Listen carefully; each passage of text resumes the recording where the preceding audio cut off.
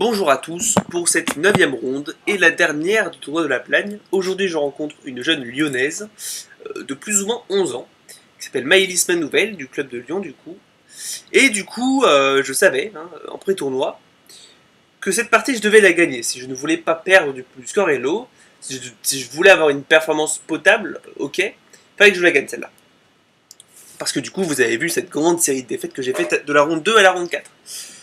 Donc je me dis, ok, adversaire un peu compliqué parce que les enfants sont souvent très aléatoires au niveau performance. Soit ils jouent comme des maîtres, soit ils jouent mal.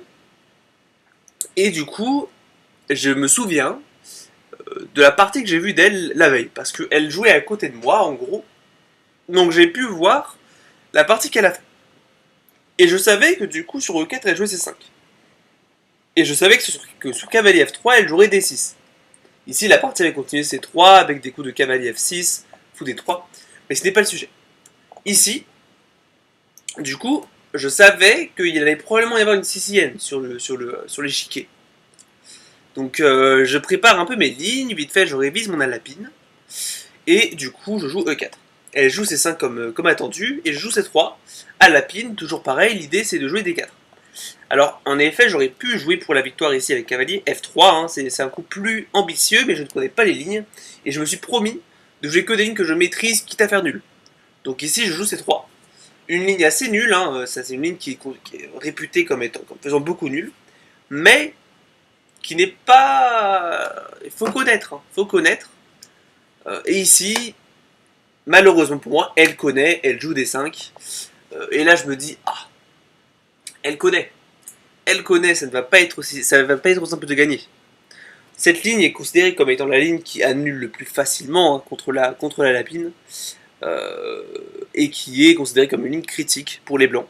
L'idée étant que quand je prends, je n'ai pas d'autre coup, ici si jamais je joue D4, le problème c'est que je perds le pion, et si jamais je joue E5, le problème c'est que je lui laisse complètement avoir une structure à la française avec E6 ensuite, elle peut sortir son coup avant, et en fait, j'ai une espèce de française en moins bien. Donc ici, je suis obligé de prendre. Et quand elle reprend, je ne peux pas jouer mon coup, vous notez, de cavalier C3, parce que maintenant il y a un pion. Donc je suis obligé de trouver un autre coup. Donc je vois cette position qui est arrivée dans la partie. Je me dis, ok, je sais qu'ici, il faut jouer D4 pour venir prendre le centre complètement, venir empêcher possiblement cette poussée de 5 qui peuvent arriver. Elle répond par cavalier F6, une ligne extrêmement stable qui annule très facilement. Donc c'est pour ça que je dis qu'elle connaît. Elle a extrêmement de théories faites sur la sicilienne. Cavalier F3, elle me joue fou G4, une ligne qui est considérée comme une ligne moderne. Elle vient complètement jouer sur le clouage qui est sur le cavalier. Elle va ensuite jouer E6, et encore une fois, elle a une espèce de structure française améliorée. Sauf qu'elle n'a pas le pion D5, très important. Ici, je réponds par fou E2, casse le clouage. Elle joue E6, je réponds par H3, fou H5, petit roc, elle se développe avec cavalier C6, et ici je réponds avec fou E3. Les deux côtés sont parfaitement développés, mon fou défend le pion mais aussi attaque le pion en C5, qui est maintenant menacé et elle doit réagir. Donc cette position est critique. Ici, si jamais elle ne fait rien, par exemple H6, j'ai peut-être un coup de déproncé, et là ici elle ne peut pas prendre évidemment du fou, sinon j'aurai dame prend dame, et après cavalier prend dame, j'ai fou prend fou, et j'ai simplement une pièce de plus. Donc ici, elle serait obligée de jouer dame prend D1, mais ici après tour prend D1, vous notez, j'ai simplement un pion de plus. C'est pas si simple, mais j'ai un pion de plus et elle aura beaucoup de mal à le récupérer. Donc je vois cette ligne et je me dis, bon, globalement, elle n'a pas de choix et elle joue assez rapidement la ligne qui m'a l'air le plus critique, c'est-à-dire prise, qui est la ligne de mon fichier. Ici, c'était préparé, sur quoi je réponds assez rapidement cavalier prend D4. Alors en fait, chacune des deux prises ici ont leurs défauts. Évidemment, je ne vais pas prendre du fou, parce que sinon elle prendra ici, et je risque de donner la paire de fou, et ce n'est pas ce que je veux. Si jamais je prends du pion C, je libère cette case C3, donc je permets le développement de mon cavalier, mais en contrepartie, les noirs ont une cible, c'est-à-dire ce pion isolé, qui n'est pas facile à jouer avec. Donc je n'ai pas envie de jouer avec ça. Et cavalier D4, le problème évidemment, c'est que je ne peux pas développer mon cavalier, mais j'ai deux atouts. Déjà, je vais échanger ce fou de case blanche, qui est passif pour moi et actif pour l'adversaire.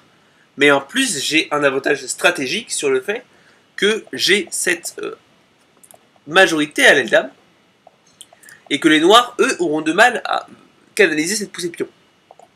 Donc ici, je joue cavalier prend D4, logique. Elle joue assez rapidement fou prend E2, l'un des seuls coups pour permettre de ne pas perdre de matériel. Je joue dame prend E2, libère la voie pour ma tour. Elle joue ensuite fou C5, je m'attendais plus à un coup comme fou E7, plus stable, prépare le roc, et qui est normalement une ligne qui annule. Notez que, évidemment, prendre ici le problème, c'est que je prendrai du fou, attention, et maintenant, je contrôle complètement la case E5, et je permets à ma position de se délier. Je pourrais tout simplement jouer cavalier D2, cavalier F3 ensuite. Si jamais elle aura poussé E5, vous notez que là, ça met pression de fou. Elle a du mal. Donc ici, elle décide de jouer plutôt pour fou C5, un coup qui me semble est une nouveauté. Félicitations à elle. L'idée, c'est qu'elle vient mettre un peu plus pression sur mon cavalier, et elle veut venir vraiment tout échanger. Et si jamais elle échange tout, elle va faire une nulle facile, et évidemment, en tant que favori, ce n'est pas ce que je veux. Ici, j'ai plusieurs choix.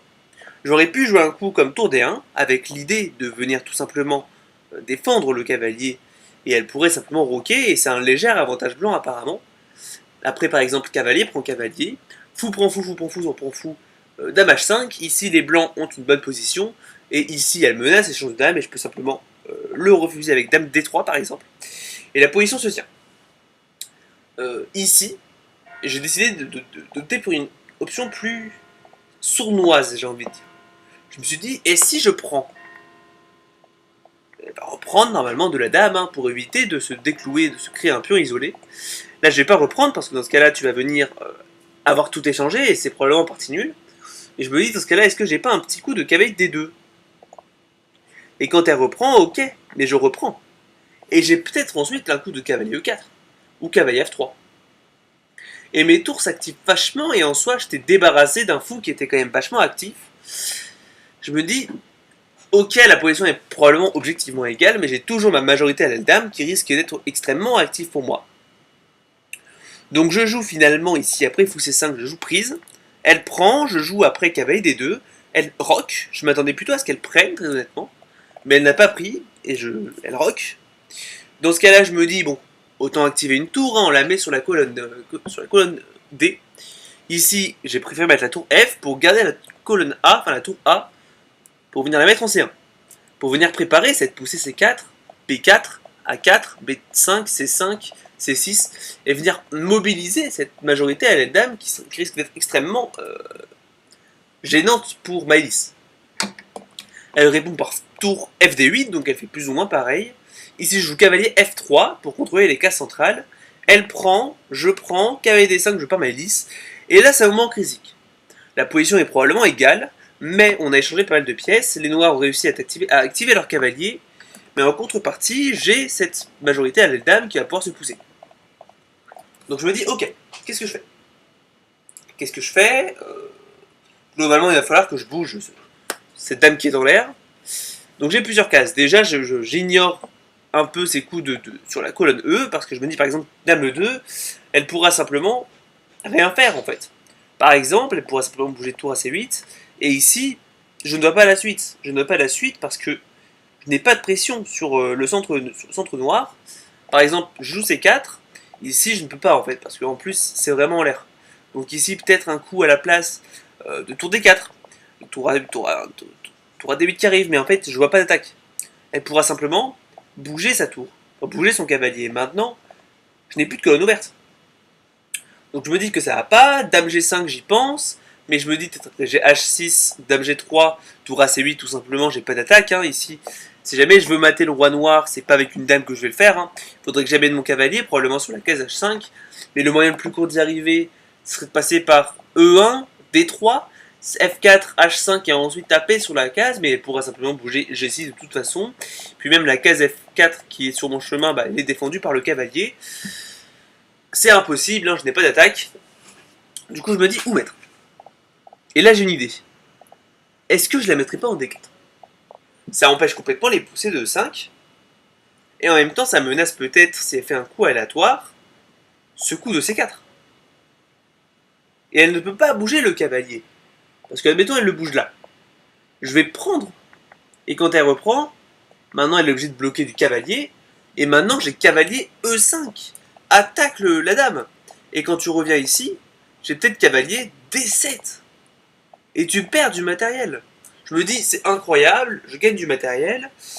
Du coup, ici, après ce coup de dame D4, je me dis, elle a peut-être B5 dans ce cas-là, pour empêcher cette position C4. Et dans ce cas-là, j'ai peut-être A4 pour venir taper le pion. Peut-être A6 pour le défendre. Après, prise, prise. Prise, prise. C'est probablement égal, mais je me dis que, bon, de toute façon, c'est la ligne qui m'a l'air d'être le mieux. J'ai pas l'impression d'avoir d'autres cases qui soient vraiment mieux pour ma dame. Donc finalement, je joue dame D4. Et je vais, pas encore aux toilettes, mais je me dis, ok, moment critique, je bois un coup, je me lève, je vois qu'elle joue assez rapidement le coup H6 que je ne comprends absolument pas. Finalement, je comprends un petit peu, parce que je me rends compte qu'elle se crée une case sortie pour que maintenant, quand je prends, il n'y ait pas, elle ne soit pas forcée, on va dire, à bloquer. Donc ici, je me dis, ok, mais 2 tours pour la dame. C'est bénéfique pour celui qui a pris les 2 tours, non? Donc très rapidement, je joue C4, je suis un peu choqué de son coup. Elle me répond par cavalier B6, B6 qui n'est pas le meilleur coup. Hein. Ici, elle aurait dû simplement bouger en F6 et le cavalier a encore un bon contrôle des cases. En B6, le problème c'est qu'elle tape sur rien, je pourrais simplement jouer B3 et elle a perdu un peu le contrôle du centre. Donc après cavalier B6, je joue prise, prise, prise. Roi H7, B3, je peux même complètement venir solidifier le centre. Elle joue très rapidement Dame E4, je comprends pas le coup. Elle veut venir jouer très agressivement, mais là je joue assez rapidement tour AD1. J'ai pas l'impression qu'il y ait de problème, et je vais me lever. Je vais aux toilettes, parce que ça fait longtemps. Je fais mes affaires, on va dire. Je vais boire, je me marche un coup, je prends l'air en gros, je décompresse. Je reviens sur l'échiquier, et je suis choqué. Je suis choqué de son coup, parce que pour moi il est extrêmement mauvais, elle m'a joué E5. J'avais pensé à ça quand j'étais allé aux toilettes, mais je me suis dit, bon, si elle m'avait fait ça, j'ai toujours tour E1, hein, et je viens de gagner ce pion. Hein. Elle ne peut pas le défendre, peut-être dame C2, mais dans ce cas-là, j'ai peut-être tour D2. Et quand elle revient en C3, bah là maintenant je prends de la tour. Attention, je ne peux pas prendre du cavalier, parce que ça ne défendrait plus la tour et je la perdrais. Donc je serais obligé de prendre de la tour. Sur quoi ici, j'ai simplement une tour de plus, un pion de plus. Donc je vois ça, je me dis, mais qu'est-ce que tu me fais, Maëlys? Qu'est-ce que tu me fais, Maëlys? Et ça sent quand même le craquage de fin de tournoi parce que c'est la 9ème ronde, hein, faut pas abuser. Et vraiment, ça sent le craquage parce que c'est vraiment une grosse gaffe. Et je joue très rapidement, tour E1. Je vois qu'elle est dégoûtée. Ici, pour vous dire, c'était un peu le meilleur coup. Ici, il y a une tactique que je n'ai pas vue, mais que en partageant la partie avec des amis que je connais, un certain ami de peut-être 2000 Elo, hein, qui est quand même vachement fort, et m'a dit bah, simplement C5, Nathan. Et le cavalier est enfermé. Et elle perd le cavalier. Et là, autant vous dire qu'elle est complètement morte, elle aurait pu abandonner. Mais je ne l'ai pas vue et j'ai décidé de jouer tour E1, hein. J'ai joué extrêmement rapidement. Hein. Moi aussi, je craque un peu en fin de tournoi, ça arrive. Elle joue assez rapidement Dame C2. Je continue avec ma réponse qui était prévue. Hein. L'idée, c'est qu'elle attaque mon pion A, donc je vais répondre avec tour D2. Pour le défendre, défendu par le cavalier. Dame C3, je vais par Maëlys. Je réponds par tour prend E5. Et ici, je vois, elle est dégoûtée, elle a perdu un pion. Mais elle joue quand même assez rapidement à 5. Et ce qu'il faut savoir, c'est que là, ici, à partir de là, Maëlys jouera extrêmement rapidement jusqu'à la finale. Hein, parce que les enfants, quand ils sont moins bien, quand ils ont l'impression d'être moins bien, ils jouent extrêmement rapidement, parce qu'ils ne voient pas vraiment l'intérêt en général. Donc ici, je me dis, ok, ce coup est bizarre. J'imagine qu'elle menace un coup de E à 4, mais je me dis, bah, c'est pas dangereux en fait. Ici, je pense à mettre ma tour sur la colonne E, mais du coup, je me dis, bah, qu'est-ce qu'elle fait? C'est une fourchette, elle ne peut pas défendre. Peut-être un coup du coup de A4, mais dans ce cas je prends. Si jamais elle prend, le problème c'est que je prends le cavalier et elle peut ni pousser ni prendre, parce que du coup les tours contrôlent complètement. Du coup je me dis ok, mais quand je prends, qu'est-ce que tu vas faire? Si jamais tu bouges ton cavalier maintenant, je peux simplement prendre. Et encore une fois, tu ne peux pas prendre parce que je vais prendre et globalement je réussis à gagner du matériel. Donc je me dis, c'est pas bien, c'est pas bien. Je joue tour E7. Ici, elle me choque un peu, elle joue dame F6 pour attaquer ma tour. Bon, évidemment, je sens que c'est le craquage, hein, parce que ici, il y a un pion gratuit que je prends directement. Elle me joue cavalier C8, ce que je ne comprends pas vraiment sur le coup, mais je comprends. Elle veut en fait manœuvrer ses pièces vers D6 pour venir peut-être en attaque. Et ici, j'aurais dû jouer peut-être un coup de C5 pour complètement tuer le jeu des noirs, hein, venir complètement enlever l'activité de ce cavalier, sur quoi je pourrais peut-être jouer tour D8 pour venir le récupérer. Ou si c'était vendu par la dame, mais vous avez compris l'idée. Mais j'opte pour tour D7, et j'autorise ce cavalier D6 qui défend complètement les cases. Et en fait, je me suis dit, ok, mais là-dessus, peut-être je vais tour B6, et après, dame 1. Bah, en soi, qu'est-ce que tu fais? Mais là, je me rends compte, peut-être qu'il y a cavalier E4, en fait. Et quand je prends, cavalier prend F2. Et elle menace beaucoup de choses ici. Admettons, je reviens en B7, maintenant il y a peut-être un coup de dame d'achat. Roi G2, peut-être un coup dans ce cas-là de dame E1. Et c'est très compliqué. Et si jamais elle fait passer cavalier E4, et globalement j'ai l'impression que mon roi est extrêmement faible, je me dis, on va y aller avec des pincettes. On va y aller avec des pincettes. Donc je me dis finalement, ok, j'ai envie de garder ce contact de ce pion pour qu'en fait, ici vous notez, j'ai perdu un tempo en rebougeant en B7 pour venir taper sur le pion G7. Donc je me dis, si je garde le contrôle de la case de la 7ème rangée, je n'aurai pas à perdre de tempo. Et ici, du coup, finalement, je joue tour A7 pour garder ce contact avec le pion F7 et le pion A5 en plus. Si elle me joue dame A1, roi H2, dame C1, un coup extrêmement logique, elle veut venir, si jamais je prends par exemple le pion, elle veut venir jouer dame F4, force roi G1 ou roi H1, dame C1, roi H2, tour F4, dame F4, roi G1, et c'est une mat un perpétuel. Si le problème c'est que je peux jamais vraiment venir en H1, parce qu'elle aura simplement du cavalier E4, et vous notez que maintenant c'est vraiment une menace parce que ce serait sur échec. Donc ici, je vois ça, je suis extrêmement choqué. Je me dis, oula, elle a quand même beaucoup de jeux, hein, pour quelqu'un qui a du matériel en moins.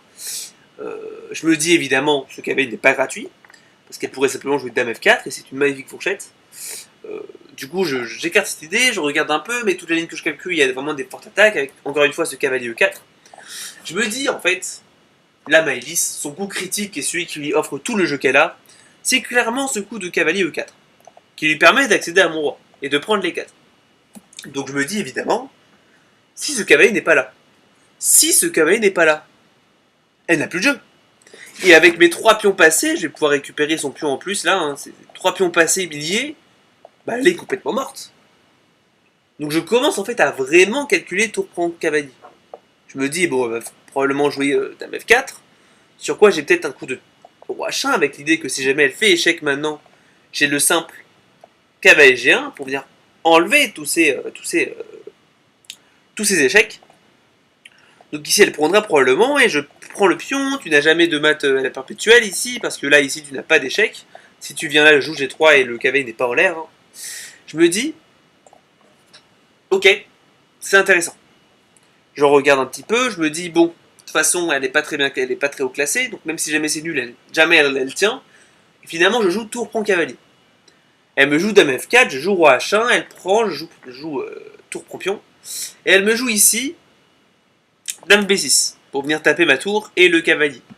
Je joue assez rapidement tour F5 en priant pour qu'elle tombe dans le piège, c'est-à-dire dame prend pion, il y aurait simplement cavalier G5 et je viens récupérer la dame par découverte. Mais elle tombe pas dedans, malheureusement elle joue dame A7 pour garder ce contact avec le pion en F2 et instaurer un contact avec le pion A4. Je joue A4. Elle joue dame ici en B6, je ne peux pas vraiment défendre avec mon cavalier parce qu'il y aurait un coup de dame par exemple ici où elle attaque mon cavalier et elle va récupérer du matériel, elle va probablement réussir à grappiller ses petits pions sur la dame. Donc finalement je me dis ok, il va falloir que je fasse un truc parce que là elle attaque un peu de partout, hein, mais qu'est-ce qui est vraiment mieux? Est-ce que c'est ce pion là ou est-ce que c'est ce pion là? Là je me dis évidemment la question ne se pose pas, c'est ce pion là parce que ça permet de supporter cette majorité à la dame qui va se pousser pour aller à la dame. Donc je me dis, ok, est-ce qu'il n'y a pas un sacrifice de spion? Et je pense et je joue, hein, je pense à ce coup et après je le joue. Tour B5 vient sacrifier ce pion. Maintenant elle peut le prendre et je n'ai plus de découverte. Hein. Et je me dis, en fait ma tour maintenant elle a un rôle incroyable, elle défend complètement le support de cette attaque que j'ai. Je vais pouvoir pousser A5, A6, B4, C5, C6, tour ici en B6 et je vais simplement pousser cette activité à l'aile dame que j'ai. Et autant vous dire que 3 pions passés liés une tour contre une dame, c'est vachement mieux pour les blancs, ici. En plus, j'ai un cavalier en plus ici. Et mon cavalier, il n'aura jamais de mat à perpétuel, parce que je peux toujours venir mettre le cavalier en G1. Et elle n'aura pas d'échec. Ici, elle joue dame prend pion. Et ici, je me dis, plan de gain, il faut que je mette un tour en sixième. Parce que si je mets un tour en sixième, ça veut dire que je pourrais avoir des pions qui sont complètement sécurisés en sixième rangée. Et si jamais, par exemple, on fait des coups aléatoires, par exemple, je sais pas, tac, tac, tac, tac, je sais pas, je fais des coups aléatoires, ok. Tac, tac, tac, tac, tac, tac, tac, voilà. Ici, le problème, admettons la dame n'est pas en prise. Tac. Admettons, elle n'est pas en prise. Et c'est, voilà, là, admettons, c'est au blanc de jeu. Or, si jamais elle est en prise. Bah en fait, peu importe ce que je fais, je vais pouvoir pousser un de ces pions, et elle ne pourra jamais les arrêter. Ici, par exemple, je peux pousser C7. Et tu ne peux jamais prendre la tour parce que j'ai bien damé. Si j'avais été 7 de la défendre, maintenant j'ai A7. La tour bloque encore une fois, et même si la tour n'était pas là, ce serait pareil. Si tu prends le pion C, le pion A va à dame. Si tu prends le pion A, le pion C va à dame. Donc je me dis, en gros, hein, j'ai vraiment fait n'importe quoi au niveau de l'illustration, mais pour vous dire, si je réussis à mettre la tour en sixième, j'ai l'impression de gagner. Sans perdre de pion évidemment, il faut que les 3 pions soient là. J'ai un plan de gagne. Donc je vais commencer par le coup A5. Pour venir pousser simplement mon pion A à la dame. Et aussi ça prépare peut-être le contrôle de la case B6. Et je vais pouvoir peut-être pousser B4 ensuite. Puis tour B6. Puis C5. Et la majorité avance. Elle joue très rapidement dame A2. Vient empêcher la poussée du pion A4, mais aussi, enfin, du pion A6, mais aussi la poussée du pion B4. Parce que là, mon pion C serait en l'air. Donc il faut que je trouve une solution, et je joue assez rapidement le coup C5, qui vient défendre ce pion. Maintenant, je peux pousser B4 sans craindre de perdre le pion C, parce que maintenant, il n'est plus attaqué. Elle me joue dame E2 assez rapidement, que je ne comprends pas. Et c'est là, en fait, son erreur. Hein. Ici, il fallait, par exemple, qu'elle joue un coup de G5 pour venir tenter de jouer l'activité. Sur quoi B4, il y aurait possiblement un coup de dame C4, tour B6, et ici, un coup de dame C1. Et après, après qu'avait G1, il y a peut-être des idées de G4 maintenant. Et vous notez que là, maintenant, après ici, par exemple, ça, elle a de l'attaque, c'est pas si clair, et franchement, mon roi, il est assez faible. Et en fait, ma tour, elle est un peu hors jeu, mes pions, ils sont assez bizarres. Mais en fait, il faut absolument qu'elle pousse le pion G pour vraiment taper et ouvrir mon roi pour tenter le perpétuel. Mais elle ne l'a pas fait. Elle s'est vraiment focalisée sur mes pions ici à l'aile dame. Mais elle ne pouvait pas les arrêter, en fait. C'est ça le problème. Donc ici, j'ai joué assez rapidement tour B6. Mon plan est fini. Je pourrais jouer B4 par la suite, défendre complètement. Et ma tour est sur la sixième. Elle essaie de jouer dame D1, mais joue qu'avec G1. Et ici, encore une fois, elle doit jouer G5, G4. Mais elle joue dame D8 parce qu'elle sait qu'elle ne peut pas empêcher la poussée de mes pions. Et elle se dit, je vais essayer, je vais venir en défense pour essayer de tenir la position. Elle me joue à 6, enfin je joue à 6, et elle me joue dame à 6, dame à 8. Donc elle essaye d'empêcher cette poussée de A7. Mais le problème, c'est que là, maintenant, je peux pousser B4, et je vais venir jouer B5, C6, tour A7, tour B7, C7, et peut-être C8 par la suite. Et c'est instoppable.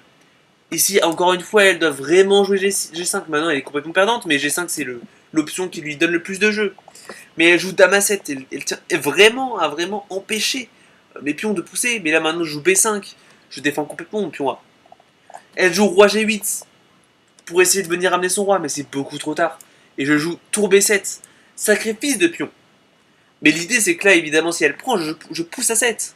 Et elle ne peut jamais empêcher mes pions de pousser, parce que j'aurai toujours tour B8 échec, suivi de A8 dame. Et elle ne peut rien faire. Mais là, je la vois, elle est dépitée. Elle est dépitée, évidemment, si elle joue un coup de dame A8, le problème c'est que j'ai C6, et je vais pouvoir pousser A7, tour B8, et tu ne peux pas empêcher. Donc un peu par dépit, elle joue dame prend pion. Évidemment, là je suis extrêmement content, je me dis, yes, enfin j'ai percé, A7. Elle joue dame A3 pour essayer d'empêcher cette poussée de A8. Mais là je joue tour B8 échec, roi A7, roi H7, A8 dame, elle prend, je prends. Et ici, elle est complètement perdante. Elle n'a pas abandonné tout de suite, elle a préféré jusqu'au mat, mais globalement c'était fini. Hein. Elle a joué F5, B6, F4, B7, F3. Et ici, j'ai pas pris. J'ai décidé de faire une dame avec un petit piège, même si elle est déjà complètement perdante. Ici, elle doit prendre. Mais elle a avancé en se disant peut-être, oh, il a gaffé, je vais pouvoir damer. Mais ici, le problème, c'est que j'ai dame B1. Échec. Ici, elle n'a aucune case. Elle doit pousser le pion. Et maintenant, c'est un petit mat du couloir avec dame B7. Un petit échec et mat du couloir qui fait plaisir avec deux pièces. En fait, c'est un corridor à ce point-là. C'est vraiment une allée. mais elle se fait quand même mater hein, sur ses colonnes, et elle ne pouvait rien y faire. Donc c'est une victoire à cette dernière ronde de la Plagne, ça fait plaisir. Hein. Et du coup, c'est la fin du tournoi. Une vidéo demain pour faire un bilan de ce tournoi, pour vous donner mes objectifs pratiques, ce que je vais travailler probablement avant mon prochain tournoi, qui sera peut-être à Annemasse, ou alors je vais évidemment poster mes interclubs aussi. Et du coup, je vous dis à bientôt pour une prochaine vidéo. Merci d'avoir suivi mon tournoi de la Plagne, hein, ça fait plaisir de voir des gens s'intéresser à mes tournois. Et du coup, je vous dis à bientôt pour une prochaine vidéo. C'était Dragonia Alpin, tchuss.